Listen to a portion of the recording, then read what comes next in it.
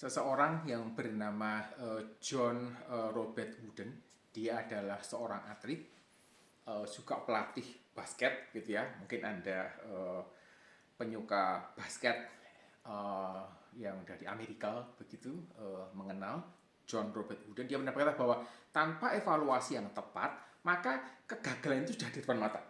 Langsung gitu ya. Jadi ketika orang itu tidak mengevaluasi apa yang dikerjakan atau tidak mengevaluasi hal-hal di sekitarnya atau apapun begitu, maka kegagalan itu sudah pasti ada di depan matanya, dan itu menjadi satu bagian yang menurut saya cukup relevan begitu ya, karena ya evaluasi itu adalah cara yang kita bisa pakai untuk memperbaiki diri.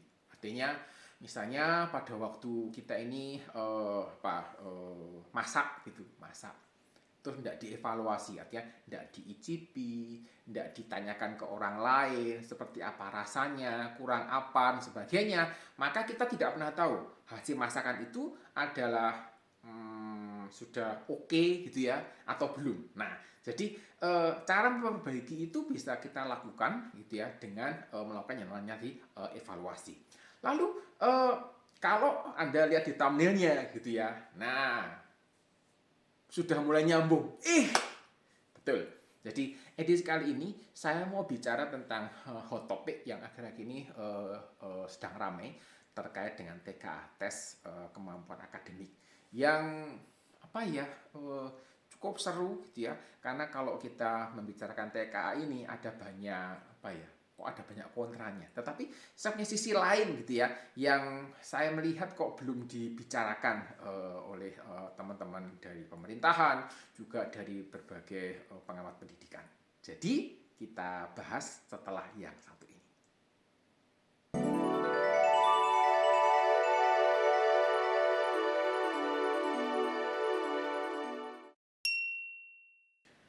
Hasil TKA di Indonesia yang di tingkat SMA itu ya, yang diselenggarakan di bulan November 2025, diikuti kira-kira katanya sekitar 3,5 juta gitu. Saya ndak hafal tepatnya berapa, tapi kira-kira 3,5 juta siswa SMA mengikuti TKA ini, dan mapel wajibnya bahasa Indonesia, bahasa Inggris, dan matematika gitu ya. Itu menjadi apa ya, sorotan di kalangan banyak pengamat. Nilainya tertinggi itu skalanya 100 gitu ya. Tetapi untuk bahasa Inggris sekitar 25, matematika sekitar 36, 35, saya lupa. Bahasa Indonesia sekitar 55, skala 100 ya. Kemudian ada cukup banyak komentar yang bernada miring terkait dengan situasi ini. Kok bisa gitu? Nilainya kok rendah gitu, nilainya kok seperti ini, dan itu cukup apa ya, cukup ramai gitu ya. Saya baca di Facebook ada seorang guru yang menulis gitu ya, beliau guru matematika, kemudian dia menuliskan bahwa sepertinya beliau ini tersinggung dengan ucapan beberapa pejabat yang mengatakan ini salah gurunya dan sebagainya. Nah, saya sempat nonton beberapa wawancara gitu ya, satu wawancara yang menarik yang dilakukan di Liputan 6 gitu ya, dengan Pak Tony Tohrudin. Beliau adalah kepala Badan Standar Kurikulum dan Asesmen Pendidikan. Jadi beliau mengatakan bahwa kegagalan ini itu bukan kegagalan siswa, kira-kira demikian, atau karena soalnya terlalu sulit, itu yang disampaikan oleh beliau. Uh, Beliau melihat bahwa kegagalan ini menunjukkan gitu ya, bahwa kemampuan siswa untuk melakukan problem solving, kemampuan siswa untuk memecahkan masalah itu terlalu rendah. Jadi ketika mereka diberikan sebuah permasalahan, ternyata mereka tidak sanggup untuk menyelesaikannya. Beliau juga mengatakan ada teknik yang cukup besar, kemudian ada semacam peralihan gitu ya. Sekolah itu biasanya menggunakan soal yang modelnya prosedural. Sedangkan TKA ini soalnya pendekatannya adalah penalaran. Buat sobat SPW yang mungkin tidak terlalu memahami ini, kalau prosedural itu begini, misalnya gini, hitunglah, gitu ya matematika, hitunglah jumlah dari apa gitu, atau selesaikanlah persamaan berikut ini gitu ya, atau susunlah misalnya susunlah kalimat-kalimat ini menjadi kalimat yang dapat dipahami sebagai sebuah cerita gitu ya. Ini model-model yang prosedural. Kalau penalaran berbeda. Kalau penalaran itu dalam matematika dikenal dalam bentuk seperti soal cerita. Ada enggak sahabat SPP yang benci gitu ya dengan soal cerita? Terus terang, saya dulu waktu SD, saya enggak suka soal cerita. Tidak suka sama sekali. Soal cerita itu buat saya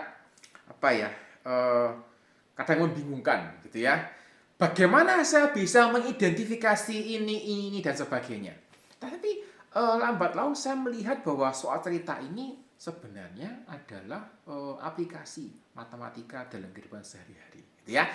Yang kelewatan saya sudah bahas tentang hal ini. Jadi nanti silakan cek yang saya sampaikan. Jadi perubahan dari yang namanya prosedural masuk ke penalaran gitu ya, itu membuat siswa ini berada pada posisi yang tidak nyaman, mengerjakan sesuatu yang tidak biasa dilakukan gitu ya. Yang namanya penalaran berarti butuh nalar, yang berarti itu butuh analisis. Kalau di dalam bahasa istilah di pendidikan, istilahnya adalah high order thinking, yang dianggap itu belum masuk karena siswa hingga hari ini. Ini menjadi catatan penting gitu ya. Jadi beliau menyampaikan hal seperti ini, dan yang membuat saya tertarik gitu ya, beliau menyampaikan bahwa pembelajaran mendalam deep learning itu bisa menjadi solusi terkait dengan masalah yang sedang dihadapi saat ini. Nah, kita tidak akan langsung menanggapi gitu ya, tetapi kita mau juga melihat gitu ya, bagaimana komentar-komentar yang lain. Nanti di akhir gitu ya, saya akan sampaikan tanggapan saya seperti apa terkait dengan beberapa masukan-masukan yang sudah ada disampaikan. Kemudian saya membaca di media yang lain, Ibu Rahmawati, beliau adalah Kepala Pusat Asesmen Pendidikan, Kemendikbudrismen. Beliau mengatakan bahwa mapel wajib bahasa Inggris yang disampaikan itu, yang diberikan selama TK ini itu bentuknya itu teks naratif.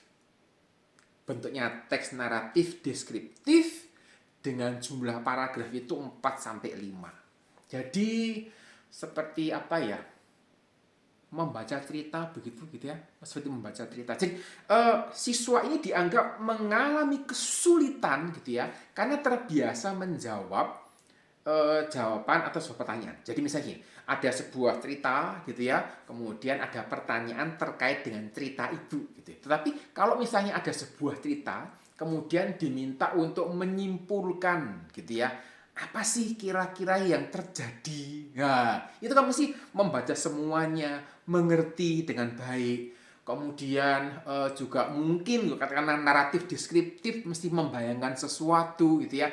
Nah, hal seperti ini yang dianggap itu tidak terbiasa. Sehingga pada waktu siswa-siswa ini menjawab atau mendapatkan soal yang seperti ini, menjawabnya itu tidak bisa pas. Kira-kira demikian. Nah, lalu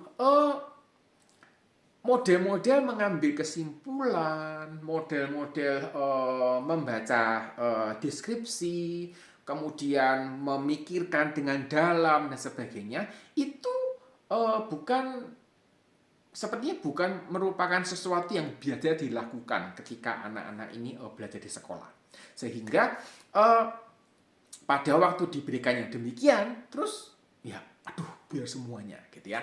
Kemudian beliau juga menyampaikan bahwa matematika itu sebenarnya juga sederhana kontennya gitu ya. Namun cara bertanyanya itu gitu ya. Nah, ini dugaan saya itu juga menggunakan metode soal cerita. Jadi saya terus terang saya tidak mendapatkan gitu ya seperti apa sih model-model soalnya. Tetapi berdasarkan informasi yang saya peroleh gitu ya dari wawancara-wawancara dari berbagai media, setidaknya saya menduga soalnya adalah soal cerita. Sehingga butuh penalaran, butuh mendapatkan apa ya informasi dengan lebih baik lagi, butuh mendapatkan apa ya bukan mendapatkan punya kemampuan untuk menganalisis sebuah cerita sehingga bisa dituangkan di dalam bentuk matematika. Nah, ini sesuatu yang juga sepertinya belum apa ya belum dibiasakan. Secara umum Kemendikbudristek itu juga mengatakan begini. Jadi jebloknya nilai TKA ini bukan karena masalah siswa, tetapi masalah sistem pembelajaran. Kalau mau didetailkan lagi adalah terkait dengan metode mengajarnya, terkait dengan bahan ajarnya, sehingga membuat analisis kemampuan siswa untuk menganalisis itu jadi rendah. Nah, ini sebuah catatan yang disampaikan oleh Kemendikbudristek. Walaupun Pak Menteri sendiri mengatakan bahwa ini masih mungkin loh ya, masih dugaan loh ya, seperti itu. Buat saya kalau ini sebuah dugaan, ini sebuah prediksi gitu ya, sepertinya kok masih masuk akal. Dan yang aneh lagi gitu ya, solusi dari masalah jebloknya nilai TKA di bidang matematika ini berarti kita ini mesti mempromosikan STEM, STEM, science, teknologi, apa ya, engineering, matematika, kira-kira demikian. saya lupa detailnya. Tapi idenya adalah meningkatkan minat siswa untuk belajar dalam bidang matematika, supaya siswa itu punya motivasi kira-kira demikian. Kemudian ada pembawaan bahan ajar yang diharapkan bisa menolong siswa untuk bisa belajar lagi. Ini menjadi beberapa hal yang disampaikan dari pihak Kemendikbudristek. Kemudian seorang pengamat sosiologi dari Universitas Airlangga Surabaya, Ibu Tuti ya, Bu Tuti menyampaikan bahwa TKA itu nilainya jeblok gitu ya, karena ada 3 hal. Yang pertama bahwa karena TKA itu bukan penentu kelulusan gitu ya, maka siswa ini tidak termotivasi untuk menyiapkan diri. Karena TKA ini bukan apa ya, hakim terakhir yang menetapkan oke, lulus, oke, tidak lulus begitu, maka motivasi siswa untuk menyiapkan diri itu tidak terlalu tinggi. Agak beda ya kalau misalnya TKA ini penting, kalau ndak bisa lulus TKA, ndak bisa lulus SMA kira-kira demikian, maka mungkin motivasinya jadi tinggi sehingga mereka menyiapkan diri dengan baik. Itu kemungkinan. Kemudian juga ada pengaruh era digital, exposure terhadap di media sosial, kemudian promosi-promosi video-video pendek di media sosial yang lebih mengutamakan cara instan, jalan singkat, jalan pintas seperti itu rupanya juga mempengaruhi menurut beliau gitu ya, bagaimana si siswa ini berpikir, bagaimana siswa ini belajar dan seterusnya. Lalu gitu ya, juga terkait dengan kualitas pengajaran yang dianggap rendah. Jadi Ibu Tuti juga menyoroti jebloknya nilai TKA ini terkait dengan kualitas pengajaran yang dianggap rendah. Jadi sepertinya gitu ya, ada semacam keseragaman gitu ya, bahwa kalau TKA jeblok itu ada sesuatu gitu ya, dan sesuatu itu terkait dengan masalah sistem pembelajaran, terkait dengan metode pengajaran, terkait dengan bahan ajarnya, terkait dengan situasi pembelajaran di kelas. Kalau mau diringkas gitu ya, lebih vulgar lagi, lebih terbuka lagi kira-kira demikian, Maka ngomongnya begini, TK itu jeblok, mohon maaf ya, karena gurunya tidak berkualitas. Jadi menyoroti masalah gurunya.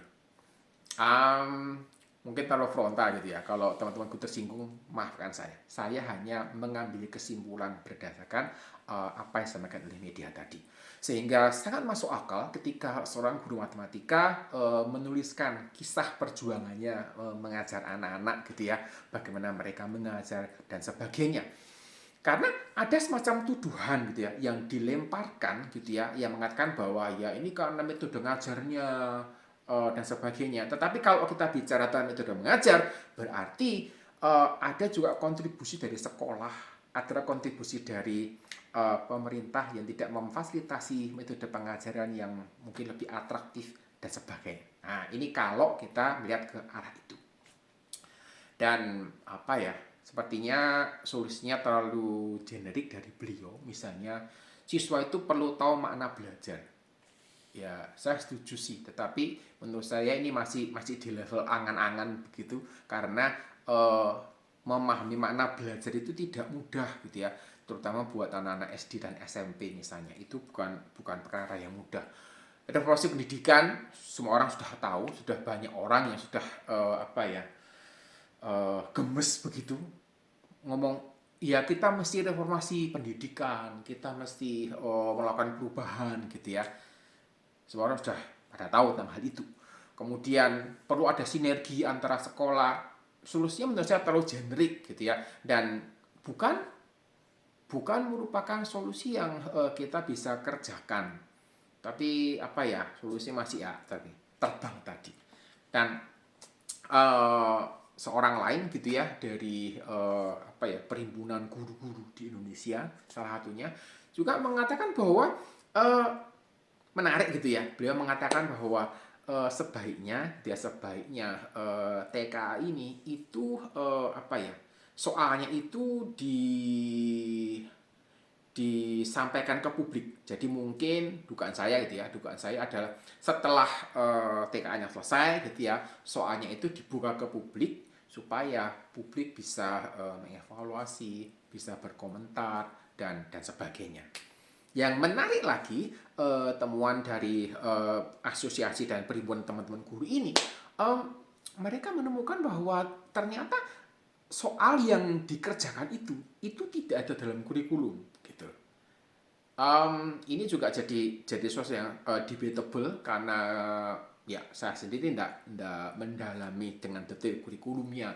Tapi hingga hari ini saya masih percaya bahwa kalau soal yang disampaikan dalam sebuah evaluasi, dalam sebuah ujian, dalam sebuah tes misalnya, itu adalah soal yang belum pernah diajarkan, tetapi materinya itu dasarnya sudah pernah diberikan, buat saya itu logis, dapat diterima.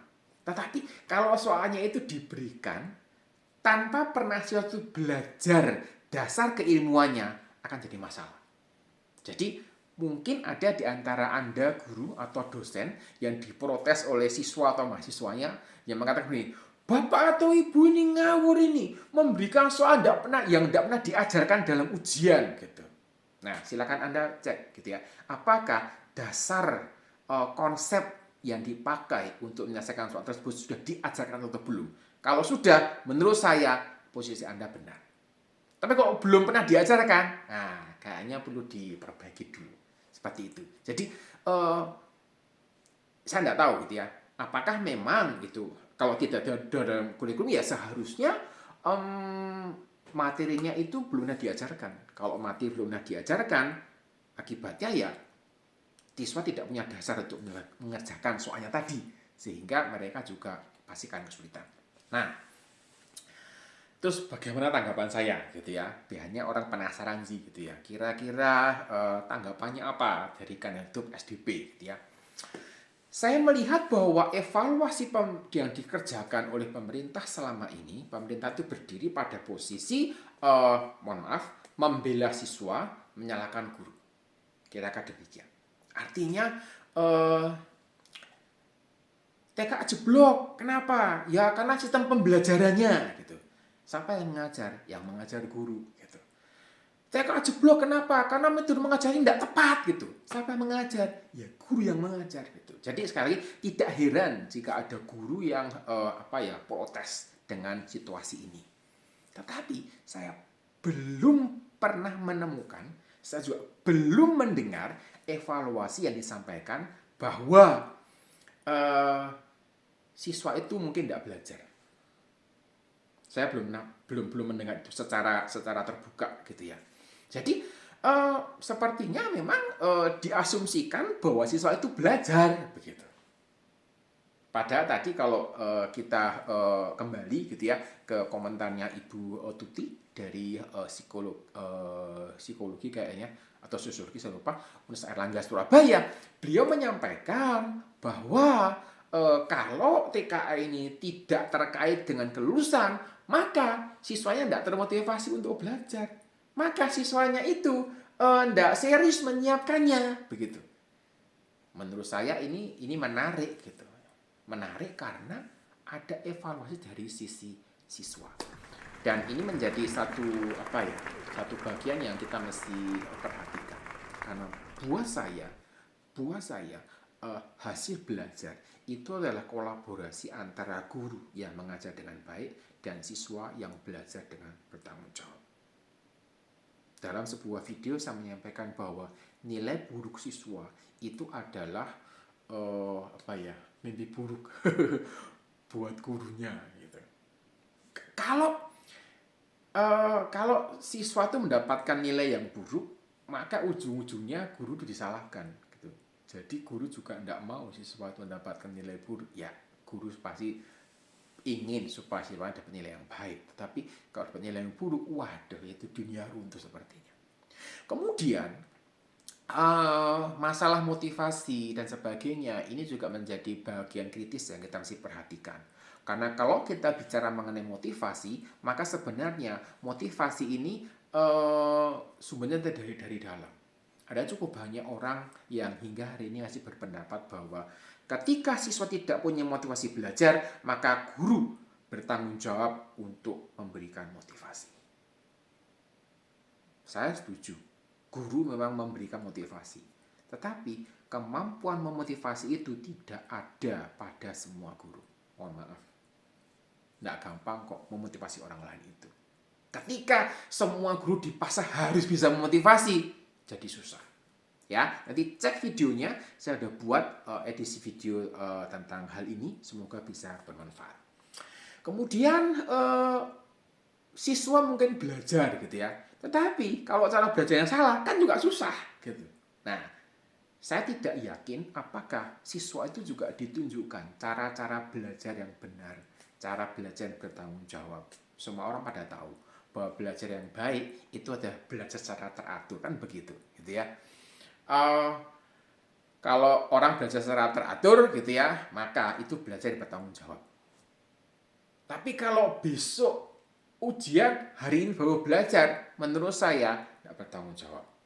Ibaratnya begini, kalau ada seorang atlet yang besok akan lomba renang, begitu ya, kemudian hari ini dia baru berlatih, gitu ya, kan tidak masuk akal. Kalau ada sebuah paduan suara yang besok akan konser, hari ini baru latihan, gitu ya, kan tidak masuk akal.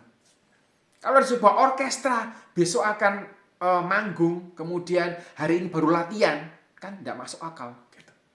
Kalau ada sebuah grup band yang akan konser besar di GBK atau di mana begitu, kemudian besok konser, hari ini baru latihan, kan tidak masuk akal. Gitu. Nah, sama juga. Kalau besok adalah ujian, hari ini baru belajar, baru latihan, kan juga tidak masuk akal. Seperti itu. Sebenarnya banyak orang tahu, gitu. Tetapi juga banyak juga gitu ya yang sudah tahu bahwa itu tidak betul, tapi ya tetap mengerjakannya. Nah, satu hal yang sering kelewatan adalah ketika siswa itu atau mahasiswa belajar menggunakan contoh soal. Contoh soal ini bisa jadi jebakan yang mematikan gitu ya. Merasa sudah belajar padahal belum. Jadi silakan cek videonya supaya Anda bisa lihat apa sih yang sebenarnya terkait dengan jebakan contoh soal tadi. Lalu saya menangkap terkesan gitu ya bahwa ada semacam mencari kambing hitam, dan kambing hitamnya itu adalah kurikulum merdeka.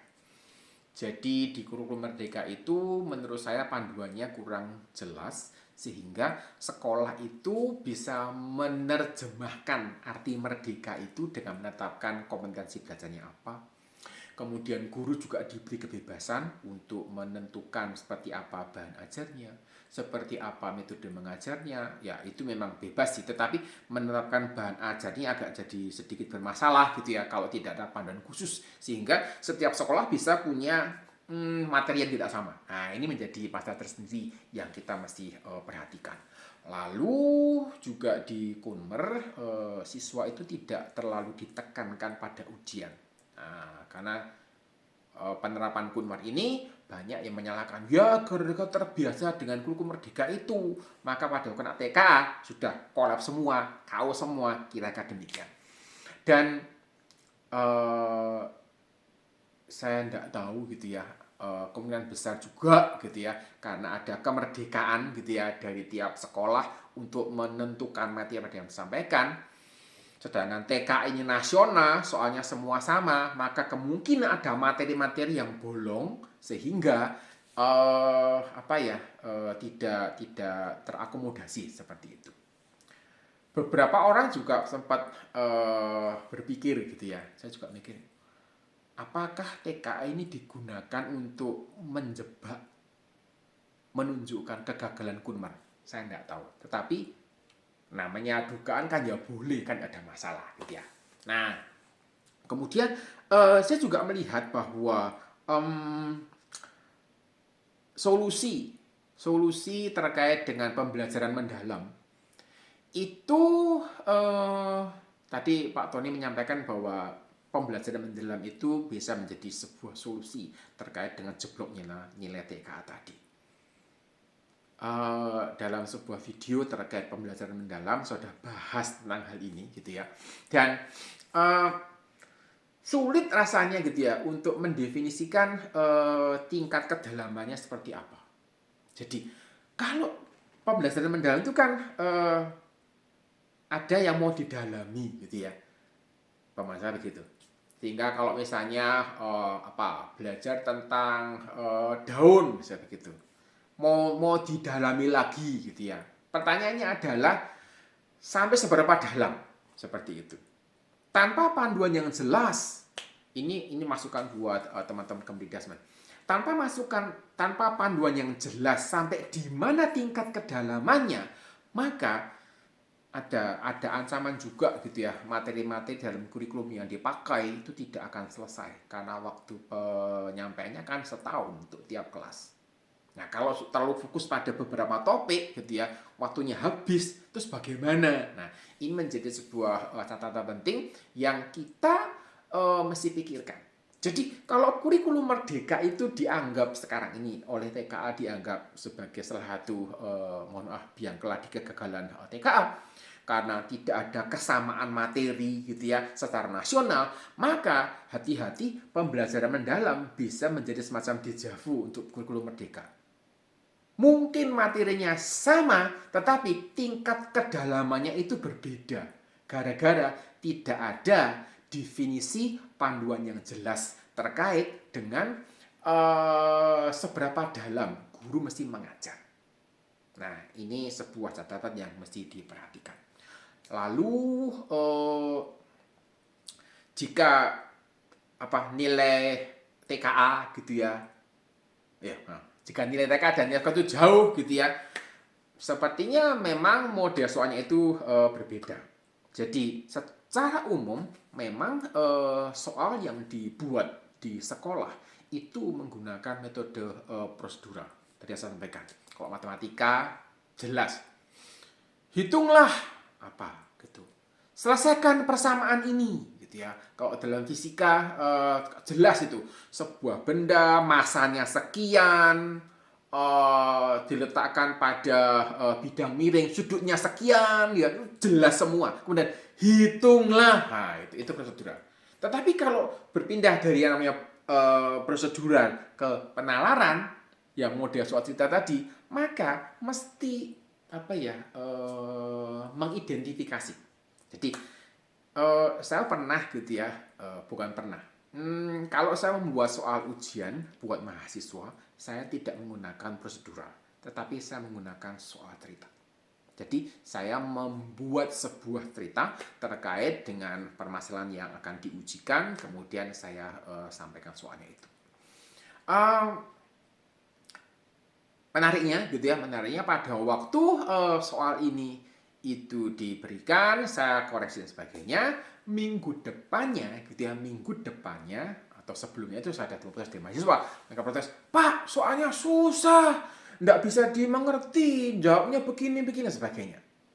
Minggu depannya saya itu membuat soal latihan yang sama persis dengan soal yang diberikan di ujian minggu sebelumnya, tetapi menggunakan metode prosedural. Persis soalnya. Saya bikin soalnya, terus coba dikerjakan. Gitu. Sebagian besar bisa mengerjakannya. Kemudian ada 1 atau 2 mahasiswa bilang gini, Pak, kayaknya kok soalnya ini mirip dengan soal ujian yang minggu lalu ya. Gitu. Saya bilang, oh ya betul. Dia bilang, soalnya ini persis dengan minggu lalu. Bedanya, minggu lalu itu soal cerita. Yang hari ini soalnya modelnya langsung seperti soal pada umumnya. Berarti kemampuan nalar gitu ya, bahkan di level mahasiswa pun kita punya masalah. Sehingga ini menjadi bagian yang kita mesti evaluasi. Tadi terkait dengan prosedural ini gitu ya. Menurut saya guru tahu kok gitu bahwa siswa itu kalau mendapatkan soal berupa soal yang penalaran pasti nilainya jeblok. Maka guru memilih menggunakan soal yang modelnya prosedural. Sekali lagi, nilai buruk siswa adalah mimpi buruk buat guru gitu. Buat Anda yang menjadi guru pasti Anda mengerti bahwa ketika siswa Anda nilainya buruk, maka Anda akan dipanggil kepala sekolah. Anda mungkin akan mendapatkan kuliah singkat begitu. Mungkin ada yang dipaksa harus mengadakan tim mediasi. Beberapa guru sejawat pernah dilabrak orang tua gara-gara nilai anaknya tidak sesuai harapan gitu ya. Jadi pagi-pagi datang ke sekolah dengan hati sukacita begitu ya, siap mengajar anak-anak, ketemu sama orang tua dilabrak, dimarahi gitu. Langsung drop mentalnya. Itu bukan pengalaman bukan yang biasa-biasa saja gitu. Itu pengalaman yang luar biasa yang dihadapi teman-teman guru. Dan ya, buat saya ini menjadi salah satu hal yang kita mesti perbaiki. Seperti itu. Jadi guru memilih menggunakan soal yang prosedural karena takut menghadapi konsekuensinya. Lebih mudah memberikan soal yang prosedural. Nggak repot bikin cerita gitu ya. Risikonya nggak tinggi, aman. Karena TKA yang model penalaran langsung goodbye semuanya gitu. Nah, menariknya adalah ujian-ujian yang distandarkan, ujian yang dibakukan, itu nanti suatu saat akan muncul. Ada bimbelnya. Jadi ketika ada SNMPTN, ada SBMPTN, dan sebagainya gitu ya, maka bimbel akan memunculkan program itu, persiapan SNMPTN, persiapan SBNPT, apapun itu gitu ya, bimbel akan muncul gitu. Kenapa? Ada hukum ekonomi, penawaran permintaan. Jadi ada yang butuh, mari kita sediakan, kira-kira demikian. Saya tidak tahu gitu ya, seperti apa situasi Indonesia, tapi saya yakin bahwa TK ini juga sudah menjadi bagian dari program yang ditawarkan oleh bimbel. Saya tidak menyalahkan hal ini. Kenapa? Ini peluang bisnis. Mau dimanfaatkan, silahkan. Permasalahannya adalah di dalam observasi yang saya lakukan, secara umum bimbel-bimbel ini itu mengajarkan cara cepat. Yang menuntun siswa tidak perlu ngerti konsepnya, bisa menghitung dengan cepat dan tepat. Jadi tidak perlu ngerti konsepnya, bisa itu dengan cepat dan tepat, gitu ya, sudah aman, selesai, gitu ya, tidak perlu repot lagi. Pada waktu orang tidak mengerti konsepnya, bisa menghitung dengan cepat dan tepat tadi, itu kembali lagi ke urusan prosedural. Ada prosedur yang mesti dihafalkan gitu. Jadi ketika orang mengatakan matematika itu bukan hafalan, menurut saya setuju. Tetapi ketika matematika masuk ke ranah cara cepat gitu ya, jadi hafalan. Kenapa? Karena ada prosedur yang mesti dihafalkan untuk menyelesaikannya. Permasalahannya adalah pada waktu seseorang itu mengandalkan cara cepat, dia tidak akan lagi mengandalkan konsep atau teori yang dia kuasainya. Sedangkan teori dan konsep itu menolong seseorang untuk melakukan penalaran, menolong seseorang untuk melakukan analisis. Ketemu sama siswa ditanya, bagaimana hasilnya? Bagus Pak, rata-ratanya 7. Terus maksudnya apa? Ya bagus, iya di mana bagusnya gitu. Tidak bisa menjawab. Kenapa? Karena dia tidak punya latar belakang teori yang mendasari kenapa 7 itu bagus. Seperti itu. Nah, karena bimbel ini bisa mengajarkan cara cepat, kemudian bisa mengantar, bahkan ada bimbel yang menjamin bisa masuk perguruan tinggi negeri, kira-kira demikian, maka orang berpendapat bahwa kayaknya bimbel lebih afdol dari sekolah, kira-kira demikian. Bahkan ada yang berpikir, bagaimana kalau bimbel menggantikan sekolah? Nah, ini menjadi sebuah wacana tersendiri yang juga menarik menurut saya. Lalu, hasil TK itu apa ya, disampaikan bukan untuk publik. Jadi disampaikan kepada siswa, disampaikan kepada sekolah, disampaikan kepada lembaga terkait, pemerintah daerah misalnya, dan sebagainya. Tetapi menurut saya, setelah data itu dibuat anonimus, jadi data itu dimunculkan gitu ya, tanpa namanya, tanpa asal sekolahnya, tapi mungkin ada identitas daerahnya di mana, laki atau perempuan, begitu, dan data statistik ini dilemparkan ke publik, maka jadi proyek yang menarik. Setidaknya akan ada cukup banyak orang gitu ya, yang tertarik untuk mencari tahu. Di dalam perkembangan analisis sekarang kan ada istilah data science gitu ya. Menurut saya ini menarik sekali gitu ya. Menarik sekali. Kenapa? Karena dengan data science ini orang bisa mencari apa sih korelasi antara ini dan itu. Apa sih yang kita bisa lihat, kayak apa trennya dan sebagainya. Sehingga bisa menolong pemerintah juga untuk menemukan sebenarnya ada fenomena apa di balik jebloknya nilai TKA tadi. Selama ini yang disampaikan gitu ya, rata-rata bahasa Inggris 25, bahasa Indonesia 55, apalagi matematika 36 gitu dari skala 100. Orang hanya bicara rata-ratanya, tidak bicara berapa standar deviasinya gitu. Apakah distribusinya itu skew atau normal? Terus bagaimana ini kalau normal gitu ya, apakah ini kurus atau lebar gitu? Itu kita tidak tahu. Padahal menurut saya secara statistik itu menjadi bagian yang menarik untuk dianalisis. Dan mungkin gitu ya, itu juga bisa membuka tabir-tabir tertentu gitu ya. Ada apa di balik distribusi yang muncul gitu, ada apa yang kita bisa perhatikan. Jadi kalau hasil TK ini diklaim bisa dipakai untuk melakukan perbaikan pendidikan, menurut saya mengusulkan supaya TKA ini, hasilnya ini setelah datanya mengenai anonymity gitu ya, ID dibuang semua gitu ya, maka dibuat ke publik, publik bisa melakukan analisis terhadap data itu secara statistik, secara data sains, supaya mendapatkan sesuatu yang menarik gitu. Mungkin ini ide baru. Saya sih belum menemukan ya. Mungkin kalau ada yang sudah menemukan ya saya baru saja kepikiran sih kalau gitu kita bisa lakukan. Jadi kita mendapatkan yang menarik untuk kita bisa lanjutkan. Jadi kalau kita bicara mengenai TKA, summary-nya begitu ya secara umum. TKA itu kegagalan atau jebloknya nilai TKA itu terjadi karena banyak faktor. Dan cukup tidak fair gitu ya. Evaluasi TKA selama ini menurut saya mengasumsikan bahwa siswa pasti belajar. Padahal sosiolog atau psikolog dari UNER mengatakan kemungkinan siswa tidak belajar karena tidak termotivasi, karena tidak berhubungan dengan kelulusan. Hanya itu satu yang saya temukan.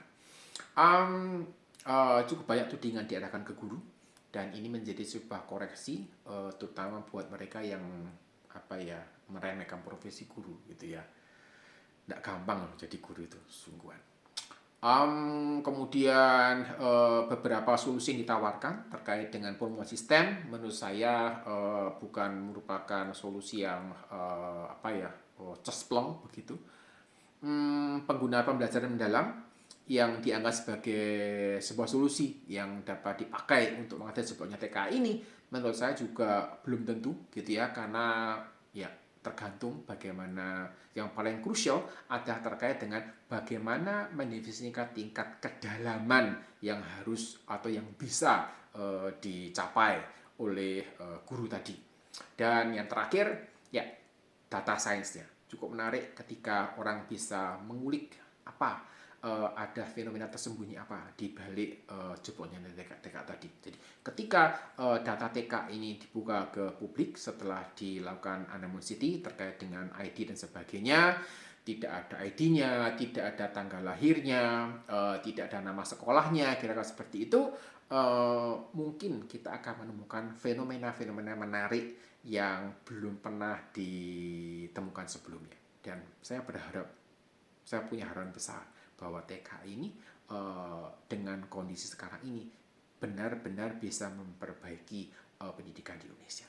Saya kira itu dulu yang bisa saya tanggapi terkait dengan solusi TKA. Saya yakin bahwa ada cukup banyak orang yang juga peduli terkait hal ini, dan mari kita bersama-sama memikirkan apa yang dapat dilakukan dalam skala kecil gitu ya. Kalau orang tua, bagaimana orang tua bisa motivasi anak untuk belajar. Kalau guru, bagaimana guru bisa menciptakan suasana belajar yang bisa menyenangkan. Kalau siswa, bagaimana Anda bisa memotivasi diri sendiri untuk terus belajar dan berkembang. Oke, kita jumpa lagi di materi yang berbeda, di tempat yang berbeda, juga dengan topik yang berbeda.